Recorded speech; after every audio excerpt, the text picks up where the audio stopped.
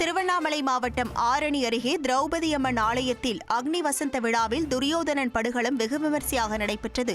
கொளத்தூர் கிராமத்தில் நடைபெற்ற இந்த நிகழ்வில் பாஞ்சாலி சபதம் நிகழ்வையும் துரியோதனனை வதம் செய்யும் காட்சியை தத்ரூபமாக நாடக கலைஞர்கள் நடித்து காட்டி அசத்தினர். இதில் கண்ணமங்கலம், ஆரணி உள்ளிட்ட பகுதிகளிலிருந்து திரளான மக்கள் கலந்து கொண்டு சுவாமி தரிசனம் செய்தனர்.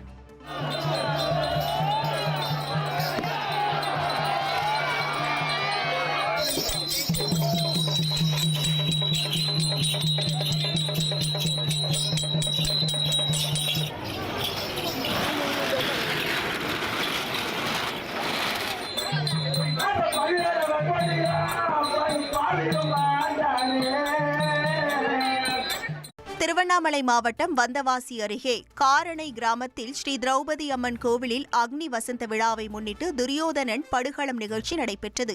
பீமன், துரியோதனன் வேடமணிந்த கலைஞர்கள் தத்ரூபமாக நடித்ததை காண வந்தவாசி மற்றும் சுற்றுவட்டார கிராமங்களில் இருந்து ஏராளமான பொதுமக்கள் திரண்டிருந்தனர்.